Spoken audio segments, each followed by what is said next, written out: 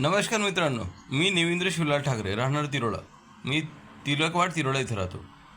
मी सन 2010 ते 2011ला polytechnic college, Babanrao polytechnic college गोराडीला महादुलाला शिकत होतो आणि मी अपंग आहे.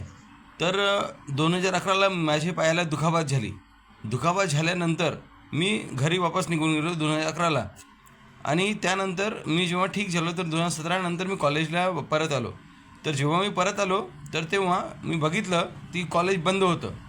म्हणजे पूर्णतः त्यावेळे पॉलिटेक्निक कॉलेज बंद झालं. गव्हर्नमेंट सरकारने त्याला बंद केलं.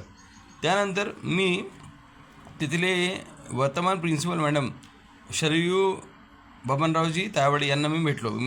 त्यांना मी म्हटलं की मॅडम आता मला तुम्ही टी सी द्या. तर मॅडम मला म्हणतात की तुम्ही फी भरा. आता मी फी ऑलरेडी भरलेली आहे. तर त्यांनी म्हटलं फीची रिसिप्ट सांगा. आता 15 वर्षानंतर, आता मी 10-15 वर्षानंतर आता मी रिसिप्ट कुठून आणणार? मग मी त्यांना म्हटलं की मॅडम असं करा की तुम्ही तुमचं बँक अकाउंट चेक करा, म्हणजे कॉलेजचे अकाउंट चेक करा तुमचं.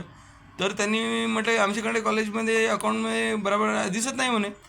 तर आता त्यांच्याकडे पण दिसत नाही आणि माझ्याकडे रिसिप्ट नाही. तर आता मी कसं करायचं? मी 20 ते 25 वेळा शरयू मॅडमकडे गेलो की मॅडम मला टी सी द्या. तर 10-15 वेळा तर ते मिळालंच नाही. आणि जेव्हा मिळाले तर त्यांनी म्हटलं की फी भरा, नाही तर रिसिप्ट सांगा. आता मी त्यांना म्हटलं की तुम्ही कॉलेजला तुम्ही चेक करा. आधी माझे ओरिजिनल टी सी तिथे जमा आहे. मी ऑलरेडी मेकॅनिकल इंजिनियर आहे राजसोनी कॉलेजमधून सन 2010ला, तर सन 2000ला. तर ती माझी डिप्लोमा पण तिथे जमा आहे, माझी टी सी पण तिथे जमा आहे. आणि माझे फार छळ घेत आहे लोक आणि माझे फार नुकसान होत आहे. कारण ती टी सी नाही तर आता मी नवीन डॉक्युमेंट बनवू शकत नाही. आता नवीन माझ्या मुलासाठी मला टी सी लागणार, हे लागणार, कास्ट लागणार, व्हॅलिडिटी लागणार आणि माझी डोमासाईल लागणार नवीनवाली. आता माझ्याकडे जी आहे ते सर्व जुनी आहे. टी सी नाही तर मी डॉक्युमेंट बनवू शकत नाही. आणि बबनराव साहेब तर मोठे माणूस आहे, तर त्यांना काय आपण बोलायचं? ते स्वतः शिक्षण विभागला MLA उभे होते आणि हे सर्व करणं. तर ते एक अपंग माणसाचे असे छळ करणं बरोबर वाटतं काय त्यांना? मी 20 ते 25 वेळा तिथं गेलो. मला एक वेळा जायचं, मी अपंग माणूस आहे, मला कारने यायला लागते. तर मी 3,000 मला एक वेळेस लागते. तर आता तुम्ही साहेब मला 70-75 हजार रुपये माझे आतापर्यंत संपले. तर मी आता बबनराव तावडे साहेबांना म्हणत आहे की तुम्ही मला माझ्या येण्याचा खर्च पण द्या आणि मला माझी टी सी पण परत द्या.